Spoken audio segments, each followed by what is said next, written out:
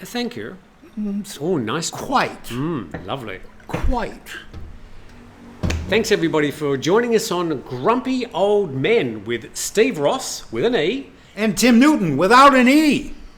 How does he get away with that? It would be Time Newton. Newtone. Newtone. Yes, I only got Timothy when I'd done something wrong at home. Yeah. Timothy! Yeah. Rattle the drawer with the wooden spoon in it.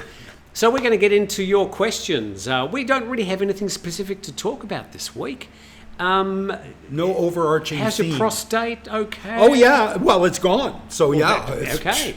It is an ounce of gray ash at the moment. I have to say my health is great. Steve's Good. health is great. Good. So everything's great. Okay, thanks for joining us. We'll see you next week. We're going to go be healthy. Why waste our healthy lives here? The weather has been spectacular. Yeah. So we can't complain about the weather at Hakun all. Patao. Absolutely beautiful. So you got some questions from do. our viewer? Yeah, a couple. I didn't write down names again. I apologize.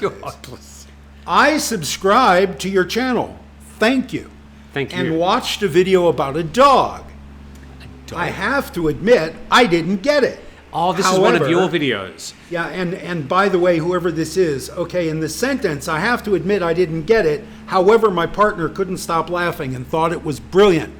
Love the sentiment of that. But you need a semicolon and a comma in that sentence. All right. You are either a nutcase or a genius. Which is it? Why not both? Why not both? Yeah, I'd question that. They are not mutually exclusive terms, okay? But if I had to choose nutcase, sure. Who wants to look at a genius on YouTube? So what are they alluding to, the way that Thai people will laugh at things that Farangs don't think are funny and vice versa? Well, you think my partner is Thai. I was assuming they were two Farang. I assumed they were Thai. We assume different. We did, yeah. So I think it's this cultural humor difference thing. Well, if that is the case, you're saying the Thai partner was laughing at the visuals because we assume he or she would not have understood the language enough to get the jokes. If the Farang didn't get the jokes in the story, I doubt a Thai would, but perhaps I'm wrong. I had not thought about that till just now. But, different strokes for different folks. Some people like my channel a lot, some don't like it at all. And that's fine, If you're looking for Steve's channel, it's Steve Ross with an E, and please subscribe to it. Thank you. If you do, Steve will give you 20 baht. Yeah, maybe. But you'll have to come and pick it up. You want another question? Okay. Off you go. Oh, You got a touch screen. Yeah. Very fancy. Can you read from there? Yeah. It's a very big font. Yeah. I spent 20 years staring at a monitor reading words. That's what I did for a living.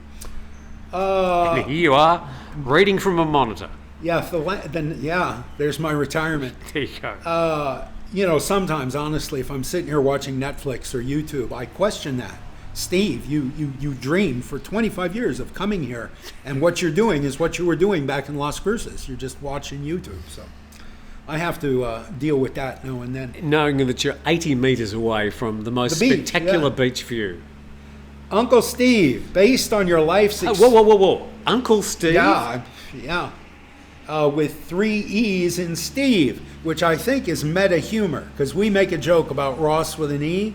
So this correspondence, this is Jean-Claude 8556. I wrote that name. No, you did. You copied these to me.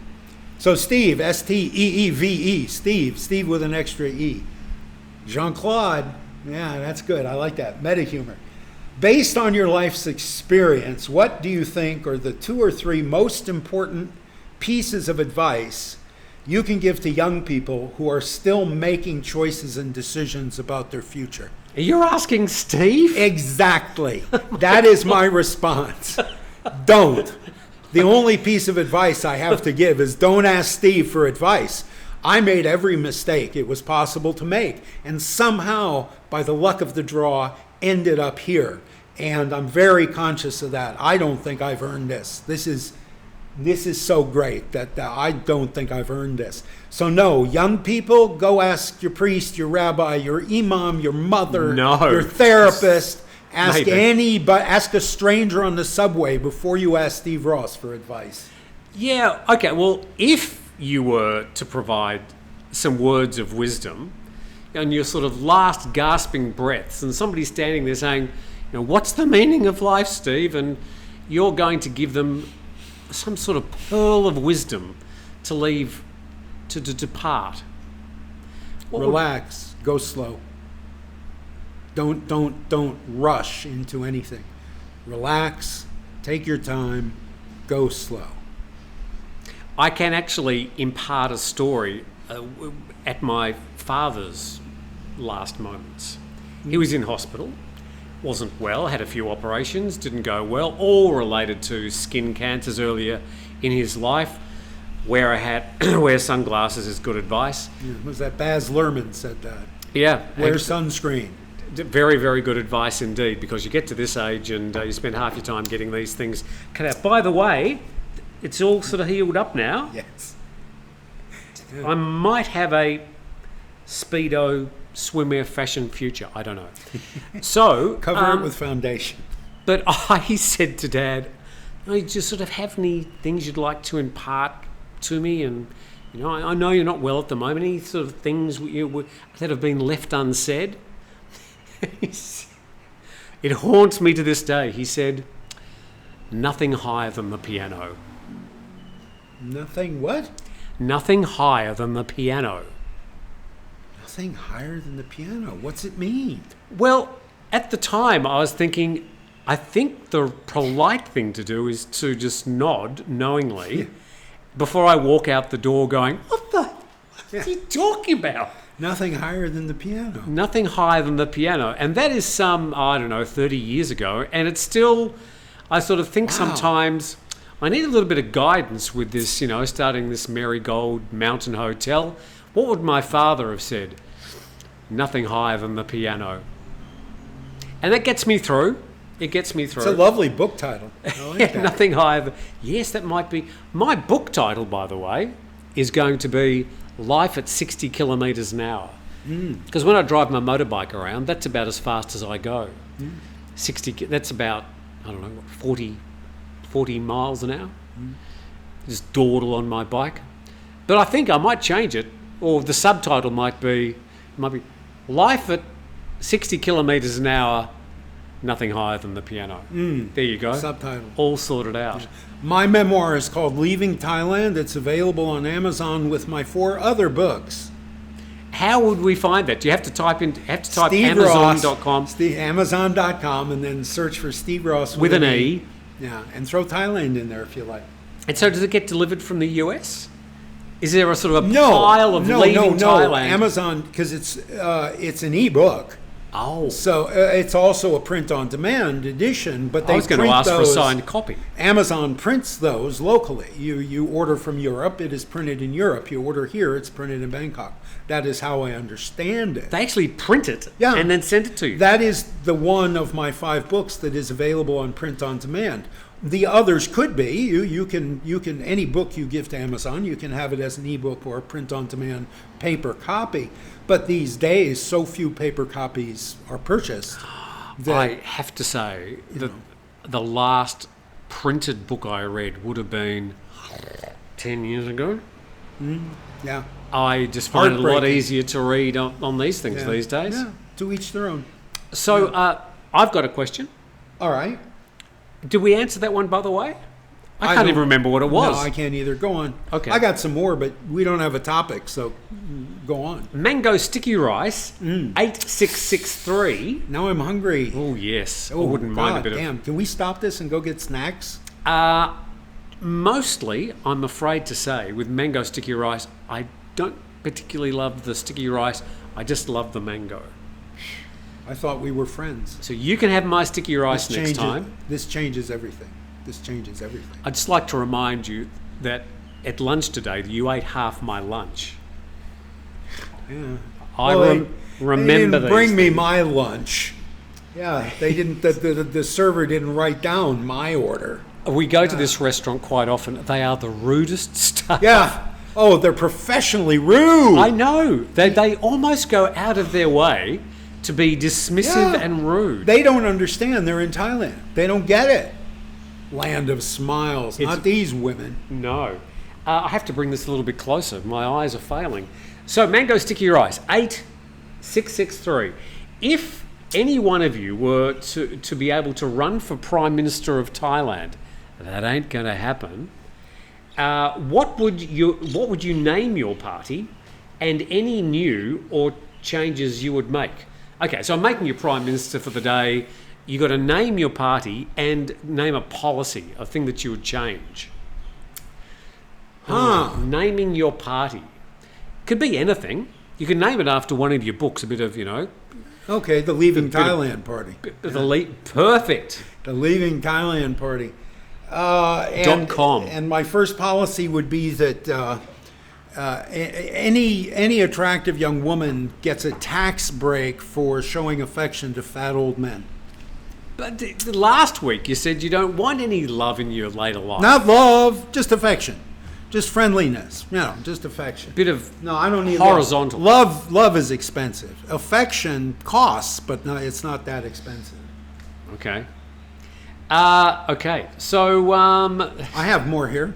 Well, hang on. What about me? Go. Take the ball and run with it. I'm Prime Minister for a day now. Oh, right. Sorry. What would you do? What would be your first policy? Thank you very much. Uh-huh. I don't know what I'd call the party. I haven't thought about that. But I would say that paperwork is banned. From today, no more paperwork.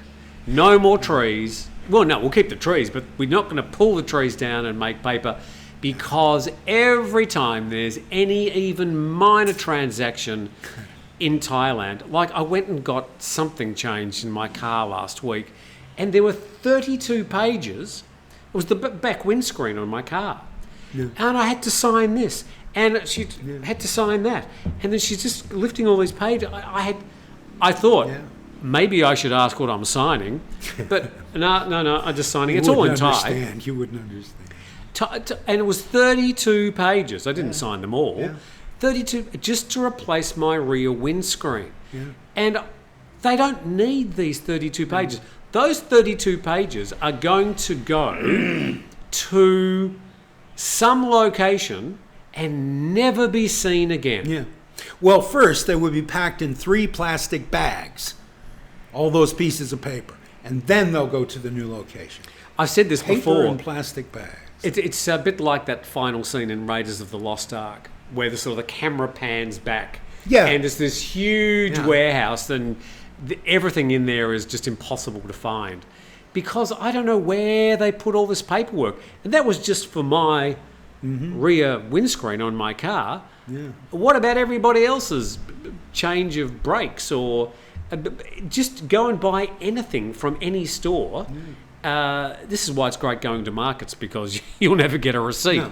But if you go to any retail type store or any service, and then this place had, I think, about 3 mechanics working in the garage and 40 office staff. It just did not make any sense at all. Yeah. So that's what I'd do if I was Prime Minister. Okay, and you got my vote, buddy. Handball to you. Over to you. Oh, excuse me. Well done with the preparation. Yeah. Oh, somebody said Anthony Orme has 2 questions here. As Steve has pointed out, all relationships are transactional. Therefore, how would you know if the relationship you are in is true love and not something that will fizzle out once one half of the relationship get their fix? How do you... their fixes, get them... I guess, right, or sex. Right. One half is looking for sex, the other half looking for security. The question, if you boil it down, is how do you know love is true? How do you recognize true love? I think that's a question that men and women have been asking for the past 2,000 years. Yeah, I'm sorry, Anthony. I don't know. I blew it on that big time, more than once. So don't. My first piece of advice: don't ask Steve any advice. Are you scared of falling in love again? What are you so averse to a little bit of love? Isn't it love makes the world go round? There is no such thing as a little bit of love. There's a little bit of affection, a little bit of sex, a little bit of friendship. No, love is absolute. Love is forever, and love takes over your life. And yeah, I don't need that. I don't want that. I can't afford that. I live on my Social Security. I literally cannot afford to support 2 people on Turtle Beach. And obviously, again, men select for sex, women select for security. I cannot provide that security to any partner. So, no, nobody's interested in me. I don't think you've seen my bedroom. I'll show you it's a monk's cell. It's a little narrow wooden platform with a pillow on it. That's what I sleep on. It's a kind offer, Steve. I'll politely decline. Yeah, okay, I'll take you a photo. I'll send you a photo. So I was going to also sort of pimp you out a bit here, saying that if there are any attractive, 50-something women with apparently large breasts, that seems to be part of the formula, then and you've got a lot of money, then Steve would be very interested to meet you. Yeah. And it could start with a nice, simple date. You could go for a little walk along the beach. On the beach, sure. Get ice cream. Get your cane out. A little ice cream store up there. Yeah, a bit of an ice cream. And you could talk about... I'll hire a violinist. You could talk about prop making and... Yeah, I could tell you all about prop Hollywood musicals. Yeah. And she could talk to you about macrame and cats. Yeah. Grooming cats. So, look, I think you got a few more years left, Steve. Yeah, but I'm an only child of a single parent. I don't share my space. I'm very territorial. I don't like living with other people. That's just it. And, if she wants to rent an apartment next door, we can give it a shot. But no, I don't want anybody coming and living in my house. And look, I live in an art studio. I'm looking at that patch of land next door. I'm going to put a container on that and come up on weekends and enjoy the view. Yeah, a small house, a tiny house. But, I live in an art studio. No woman wants to... There's no furniture. There's one chair in this house. The rest of it... And a beautiful table. And a beautiful table that came with the place. This is not strictly a home. This is an art studio with a monk cell in the back. No woman wants to live like this, and that's fine. I think it's quite comfortable. I do too. For bachelor quarters, it's gorgeous. I'd give it for $6,000 baht a month. Yeah, that's on the list. Paint is on the list. Yeah. All right. What about you? Are you looking for love? Yeah, Mr. Smart Ass. Yeah. Well, look, no, I've loved and lost. Currently in the non-love era, but I'm not averse to falling in love. It's a nice feeling. It always ends in trash. In tragedy, man. Yeah, Shakespeare knew. Yeah. It all ends in tragedy. Dave allegedly, I've got here 2107. These numbers after the names, I think there might be a YouTube affectation. Anyway, What was the first smell you remember from that very first time you got off the plane in Thailand all those many years ago? I know my answer. Okay. I'll give you my answer while you're considering yours. For me, it would have been in the year 2000. And all I knew about Thailand when I first arrived here is what I got from watching the 1956 film The King and I. That's about everything I knew about Thailand and what I was expecting to see. I did get a bit of a surprise. I'll bet. But the very first smell when the door opened, I didn't know what it was at the time, but I found out later. I recognised that smell again. It still exists in my mind. The smell of rotting durian. Ooh. And I can remember, that's an interesting smell. How do you tell rotting durian from regular durian? I mean, it's all there. Yes, the rotting durian actually is better than the real durian, the non-rotting durian. So that was the first smell I remember going, that's a bit pungent. And then I learnt what it was later. Even now, if I go to the supermarket, mostly buying cat food these days, yes, you can smell where the durian is. Oh my God, it's overpowering. Yeah, it's the month for durian. Do you like durian? Not at all. No, I've never tasted it. But the smell, I can't come within 5 feet of it. Well, that's the problem. I'd give it a taste, but somehow I need to... I don't know. Yeah, no, I'm not. It's not for me. And I know in the comment section we'll have a bunch of old Asia hands coming out and saying, "Oh, it's great stuff. I love it, man," and say this type of durian is better than this type of durian.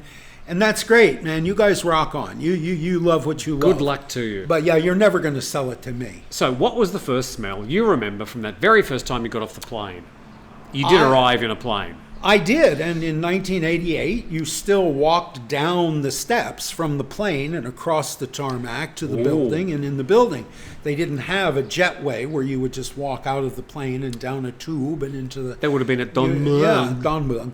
And, I don't...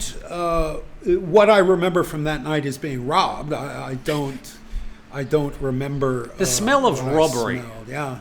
The smell of desperation. Arm, three men who wanted money. Yeah. So you didn't know smells, sort of. No, the heat and the humidity. I was like a slap in the face. You do get used to it, by the way. I'm told, yes. I have fans running 24/7 in this house. I'll be the same. My fans run all day long, and I take I don't know. I could take 10 showers in a day. I don't count. Have you had a swim out there? I mean, it's 80 metres away. I don't swim. But you can't swim, or you don't. I don't. No, I earned merit badges as a Boy Scout for swimming and canoeing and water safety and everything else. But so you're quite good at water sports. I am good at swimming where I can see the bottom. A hotel swimming pool, great.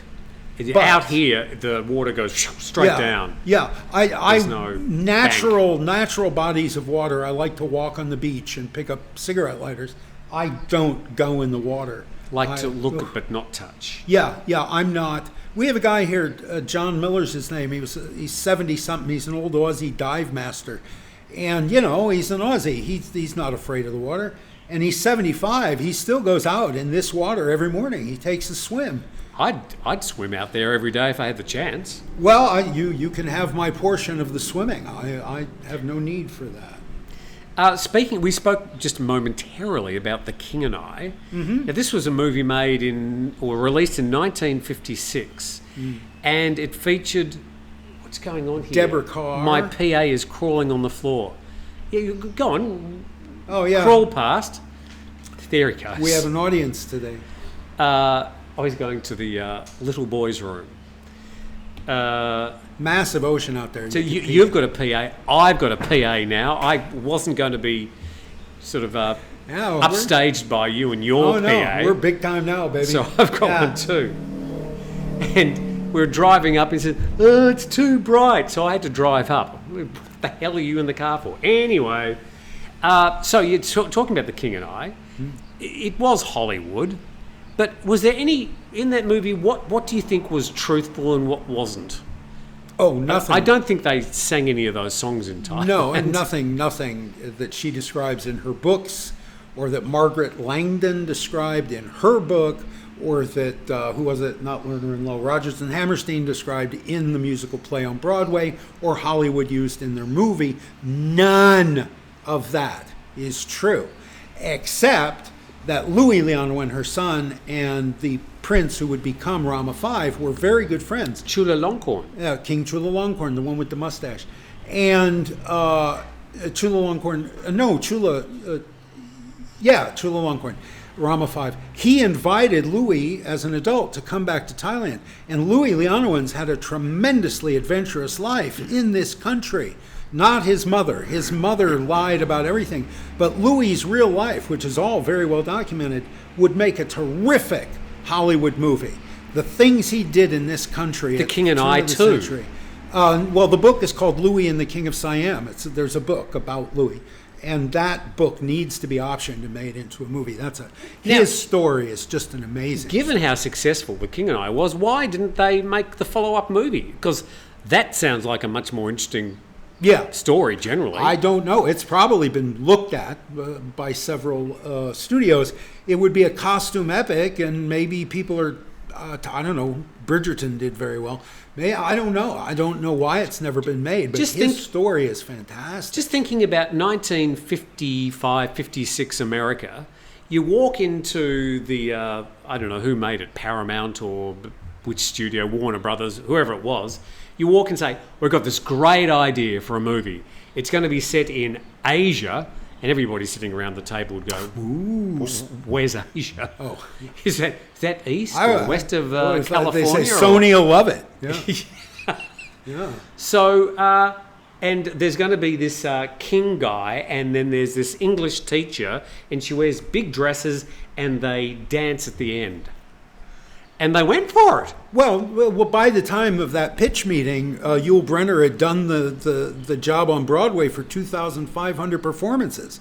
Everybody in Hollywood would have gone to New York to see Yul Brynner on Broadway. Yul Brynner is about as Asian as I am. Eastern Europe, Central Asia. I thought he Albanian. had a bit of American Indian in him as well. No, he's Albanian. He was Albanian or Kazakh or something like that. But yeah, it was a hugely That's going to be well-known in Steve got property. this wrong next week. Maybe. I did the show in Memphis, Tennessee in 1980. You played Anna or the King. No, I was the stage manager. I was a techie. Okay. I was never an actor. Right. I mean, I acted in community theater, but no, professionally, I was a techie.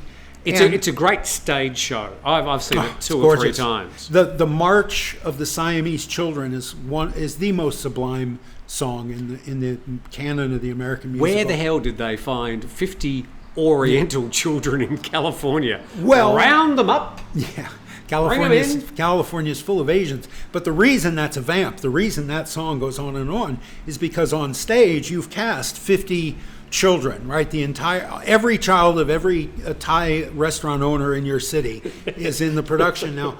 And about 3/4 of them will show up to any particular performance. Well, not necessarily the Thai restaurant. It could have been any Asian restaurant. In Memphis it was Laos. We had the Lao community. Oh, okay. They were Hmongs that had been relocated after the Vietnam War to Memphis, Tennessee.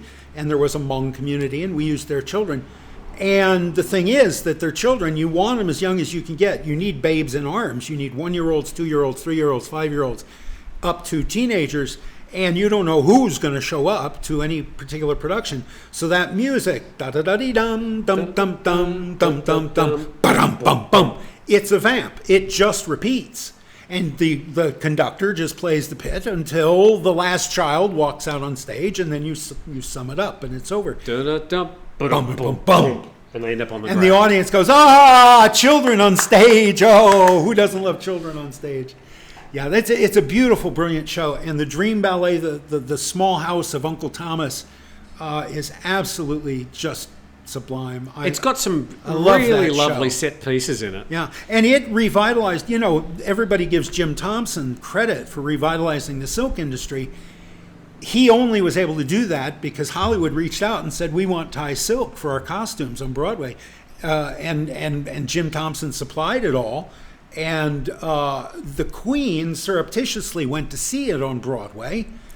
And yes, I know. The King did not go. Their visit. Sirakit? In 60. They had their last world tour in 60. When they met Elvis. They met Elvis. The last time it was safe for him to leave the country.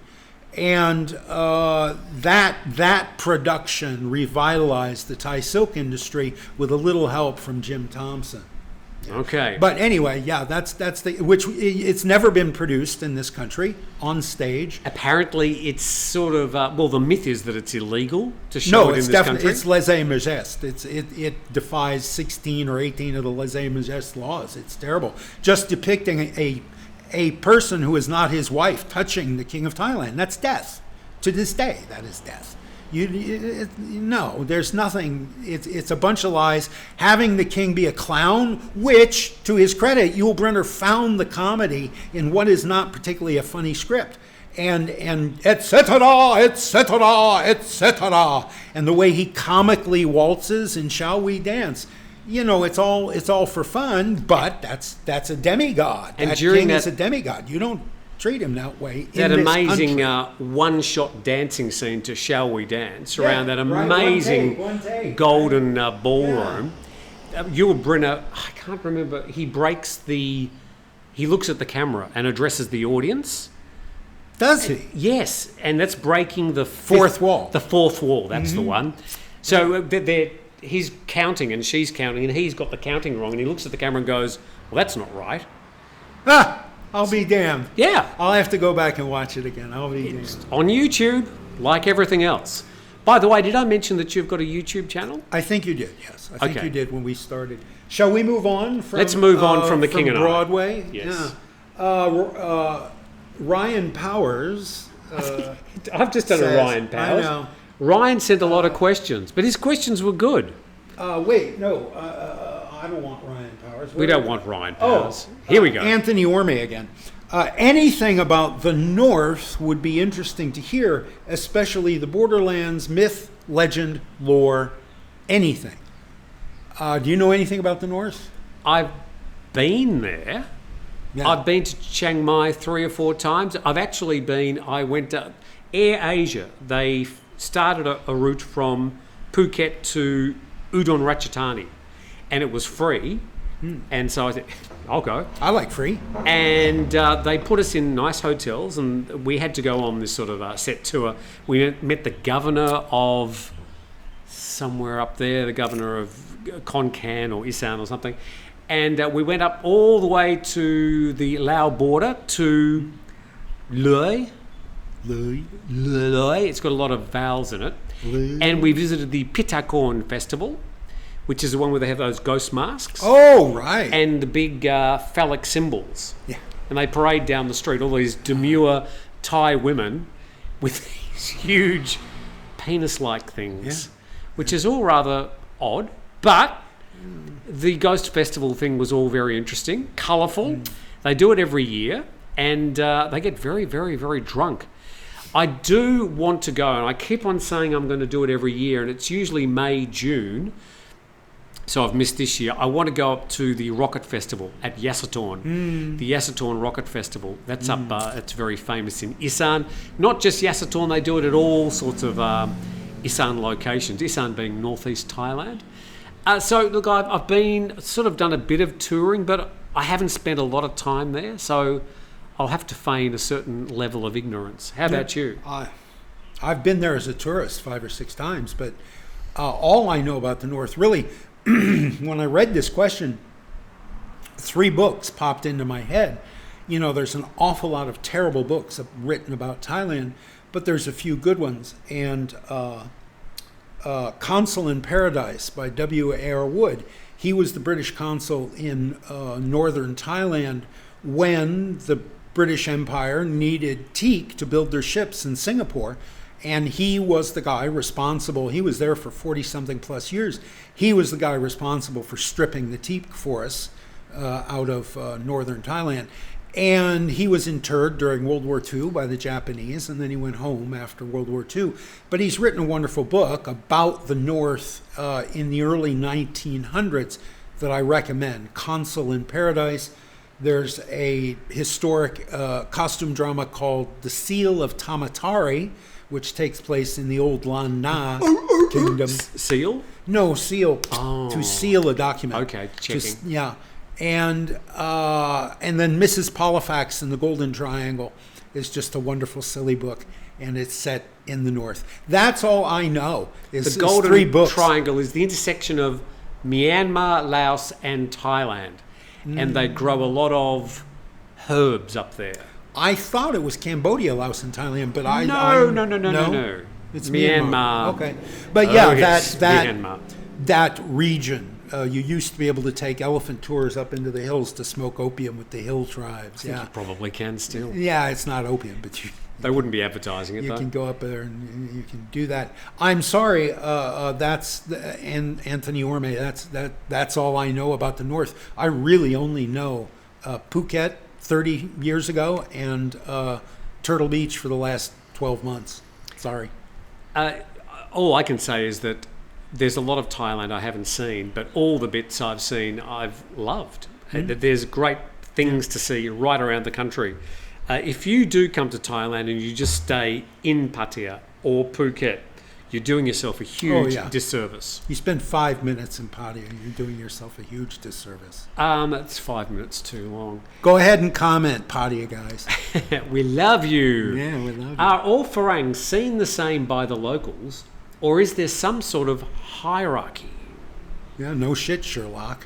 So if we're walking down the street, me dressed well in some sort of fashionable t-shirt, and you in your sort of plaid, would they go, oh, look at that old guy with the white hair and the plaid, but a very fashionable young gentleman standing next to him?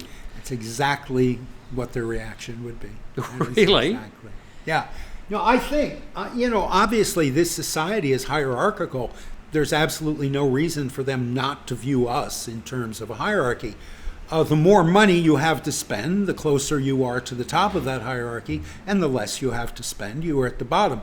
But you can mitigate that. I have very little money to spend, but I spend every baht of it in this little town. So I'm very well known by the merchants in this town. I always look distinctive. I'm always well dressed. I'm always well groomed. And so I'm able, even though they know I don't have much money, they know that they got a shot at what little I have, and I am polite and I am clean and I dress respectfully. When I come in their shop, I don't come in without a shirt. I don't treat it like it's my own home. I am pleased to come in and spend money here, and they're pleased then to receive my money. So you can gaunt yourself up on that hierarchy. But the richest guy in the room will always be, in Thai people's eyes, the most important guy in that room, whether he's white or brown or yellow or green. I think also if you've done well in business and you're sort of known for doing well in business, or you live in a very, very nice home, that you'll sort of be sitting in their mind a little bit higher up the social registry. Yeah. Conspicuous consumption is a positive thing here. Showing off your wealth, and often they'll ask you, what'd you pay for your watch? What do you pay for rent? First time they see your house, always, what'd you buy? What'd you pay for this house? What'd you pay for your rent?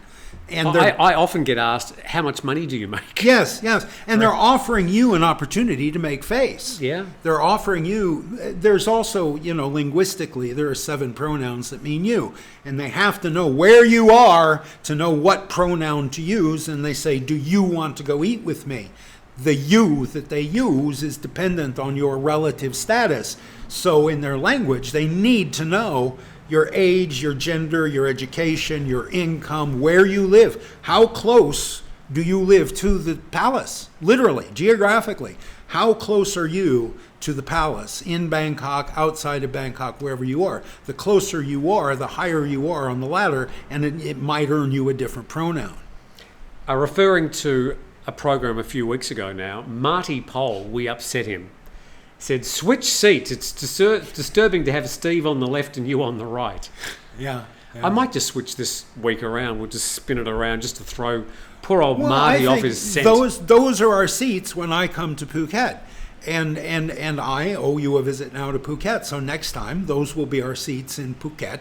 And these are our seats. No, we'll go somewhere else next time. The turtle is on my side and the duck is on your side.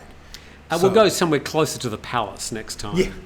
Yeah. And this one, a bit out of the woods, says, oh God, what are things going on here? Bit out of the woods, and you can't buy them on Lazada, he's already tried. I want to get a wooden house to put on my girlfriend's farm over the river in Tak. Yes. We'll get to that issue in a moment. I know they come in packs, but where do you buy them? Oh, honey, would you build me a timber house? Yeah. I've got this block of land in Tak. Right. You can put the house there and we'll live happily ever after. And you can have sex with me 3 times a day. First of all, if she wants you to buy one of these modular houses, they're put together tongue and groove, they're made out of wood, they come on the back of a truck. But you can't buy them on Lazada. But he says, I think you can. First of all, yes, you can erect those on any piece of land. You can tell anybody you want, I own this piece of land, please build me a house on this piece of land. Then you go on a visa run, she packs that house back on the back of a flatbed truck, and she takes it away and either puts it where her family really lives, or she simply sells it. And that's it. You come home from your visa run, and it's an empty plot of land, which it turned out she never owned in the first place. Dude, I'm sure she's wonderful. I'm sure you're wonderful. I'm sure you'll be together to the grave. But for other people who didn't ask this question, beware. If anybody wants you to buy a modular house and put it on a piece of land, that's one of the oldest schemes in... And can you dampen that out in post? Can we get rid of that? Well, I'm just going to note that my PA, who went into the toilet about half an hour ago, has just completed the things that he was doing the in transaction. there. Yes, the now transaction. ours is a transactional and we relationship. heard the end result of that transaction. So at any rate, I don't know where you would buy one of these modular houses, but I would caution you to wait. Be in this country 5 years before you buy anything. Yes. Yeah, at least a year, please. Please, at least a year. Don't buy anything. Certainly don't buy anything that's way out in the country where when you are no longer welcome in Tak, you have no leverage. That is just gone now. Mind you, Tak is a very nice area. I'm sure it is. You buy something in in Bangkok, Pattaya, Phuket, Chiang Mai, and you're living there, you are able then to argue about something, maybe get some value out of something from a busted relationship. But if that something of value is way out in the rice paddies in Tak or Korat or Yasuthon, that's it, dude. Because when you're not welcome there anymore, you're not welcome. You'll have to leave. So, why leave behind something you paid for? Yeah, so there's more to that timber house than you may actually have considered. Yeah, and Thai people don't typically like living in those old-fashioned wooden houses. I remember a bit drafty. Well, they're old. They're old-fashioned. They don't like old-fashioned stuff. They want a concrete house with a tin roof and air conditioning. They don't want an old wooden house like Grandma lived in. Why would they want that? No. Okay, to you. Do you have a question? Oh, I'm sorry. I got one left. Why? You go ahead and do yours. Oh dear. Okay. Let me get into my. This one I think is directed at me. Yeah. Okay. Tim, since you are you'll love this. Okay. Since you are a hot ticket in town. That's what it says. This is from Jean-Claude 8556. Did you perhaps receive significant job offers from other companies and organisations after leaving your former job last year? Well, I did actually receive a lot of job offers, for which I was very, very grateful. Good for you. Yeah. But I decided to accept the job of coming and minding Steve once a week and sort of looking after him and aiding him in his sort of the companionship. In my loneliness. Yeah. Nobody... Checking his medication. Yeah, nobody... I retired a year ago, and nobody's offered me any jobs in that year. There's precious little need for a guy with a theater degree in Thailand right now. It's true. So he comes up to do me a little mitzvah. He comes up to brighten my day. But you're making a fortune on your YouTube channel. No, I still haven't figured out this AdSense where you get paid. I keep trying to verify my bank account and it won't. So I've given up. So much I'll give you some help on that. I had a hell of a time. Yeah. I don't make enough to make it even. $3 a video. I've got $3. Yeah. You lucky I got bastard. 2,000 subscribers. I get about 2,000 views. But I keep about 60% of my audience to the very end, which for YouTube is a very high statistic. So I'm pleased with that. People who do begin to view my videos, 60% of them stay to the end, and I'm very pleased with that. There was a story a few weeks ago about a YouTuber. I think he's American. He would be in his early 30s, has a Thai wife, speaks perfect, fluent Thai, and he's been making YouTube, sort of jokey, comical YouTube videos. My Mate Nate. He doesn't need any promotion. Nate Bartling is his name. He always gets in trouble. I mean, one day he... 50 cops. Well, we'll get to that one. But he put a 10 baht coin on a railway track one day to see what would happen when the train ran it over. And the Thais went completely crazy about that one. Stupid! Yes. Dude! So he does those sort of things that just get a lot of publicity. Oh. This time, he's got a staff of about 15 people, and the video he did with the 50 police hunting him down and his friends through a sort of an old Deserted abandoned mall, I think, something like that. deserted building. Yeah. And they had about 20 cameramen and a big production. Got 2.5 million views. We won't get that number of views combined for our entire life. No, so he's doing something right. It's So, not for me. yeah. It's not for me. But But he's got 10 full-time staff, so he's doing well off YouTube. I guess I don't. It's not for me. But I remember I just come every week just hoping that when you're rich and famous, Yeah. that you do hire me to make the coffees or something. I've had your coffee, so no. That's true. Yeah, no. I remember a time I was on Phuket and back in the day, and yes, many of my stories begin with on Phuket back in the day. I was in a snooker hall, and there was a French guy. A what? A snooker hall. Snooker. Yeah, snooker. No, snooker. That's what I said.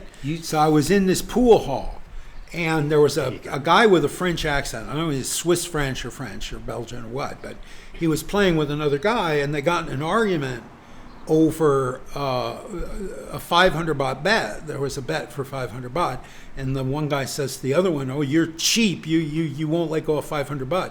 And the Frenchman says, "You want to see what I think of 500 baht? It means nothing to me, this 500 baht." Whoa! Tore it up over the snooker table. Oh. And they were chased out to the Yeah. parking lot. They were that. No, that's the face of the king, baby. You don't. There was a whole conversation. The post office was delayed for years in this country because they couldn't figure out what to do about canceling a stamp. You have to have the image of the sovereign on the stamp, and you have to hit it with a stamp. No. Mind you, I'm not going Don't. to. But these new polymer notes, you couldn't rip them in half anyway. Okay. They don't rip. You're spared the risk. You can wash them in your pants, and they come out fine. American currency too, because American currency is actually fabric. It's ragstock. It's not paper per se. It's, These are ragstock. polymer, and these were invented. These sort of semi-plastic material was invented in Australia by the CSIRO. All right, way to go, We'll Australia. be fact-checked on that one, I'm sure, by Way to our go, illustrious Australia. audience. Yeah. It'll be what Tim got wrong next week. One day, oh my goodness, I was doing a story, we were talking about chocolate and the brand Cadbury. Yeah. Now, when The I eggs. grew up, there was a Cadbury factory in Tasmania, which is the state south of Victoria. So in my mind, Cadbury was manufactured in Australia. It's an Australian brand. Well, I got deluged with hundreds of people reminding me the Cadbury's is not an Australian brand, it's a British brand, blah, blah, blah. Mind you, I still believe that Cadbury's is the best chocolate. That'll get them talking as well. Do you have a favourite chocolate? Do you like chocolate? I do. I like a Heath bar. I like that English toffee. Is that what it's called? English Heath toffee? bar? A Heath bar. Yeah, it's also called a skor, S-K-O-R. Yeah, just English toffee. It's that crunchy thing, and you put chocolate on it, and it's delicious. Yeah, I like that. Yeah. But, like I said, I Do you eat it or do you smoke it? No, you eat it. Yeah. I never heard of it. But anything crunchy is problematic now because I have no molars. So You could it's get hard some to put chew. in, some artificial ones. No, I cannot. I no longer have dental insurance. So it's like $1,000 a tooth in the States, and you need 6. to do Dental any good. care in Thailand is very, very good. Not on Turtle Beach, but yes, I think. Yes, if are you do want to get probably some right. dental work done, even Thailand so, is definitely some good Yeah, savings. no, I've been doing this. I had them pulled in my 40s. That's 20 years ago. I've been living like this, and yeah, why do it now? I love the Terry's orange. It was the ball, and it comes out in sort of like orange segments, and it's got an orange flavour. Oh, that's delicious. Okay, Anything Cadbury's. I'll trust you on that. For anybody that wants to send in some donations, it would be gratefully received. Because I think you can get Cadbury's here. It doesn't taste the same though. Steve, I think we've run out of things to say. Okay, yeah. That's a first. Alert the media. I was going to say it's been a pleasure, but honestly it hasn't. But Aw. We'll do it again So next mean. week anyway. Yeah, yeah. And in the meantime, you've got an opportunity to buy a new shirt. No. Your This is it. Deal with it. As much as my shirts have sort of became a thing, your shirts are becoming a thing for And sort of the that opposite is reason. the intention. Okay. Yeah. You guys think this is an accident? We love you hanging around, and if you've got to this end of the video, heaven help you. Yeah. But it has been Thank you. It has been great. Steve's got his own YouTube channel, Steve Ross with an E, and not doing quite as well as my mate Nate, but at least he's on the way. Yeah. You need 50 police to chase you around in an abandoned building. I don't share the screen with 50 people. But you'd be the star. No. In a crowd, there's no star in a crowd. No, this. At most, one other person. I will share the screen with one other person. At most. And only Tim. I feel honored. Other than that, it's all Steve all the time, baby. I think I feel honoured. Yeah, you should. But it Literally, there's nobody else. You go to my channel. I don't interview. We're finishing, okay? All right, done. Let me wind up. All right.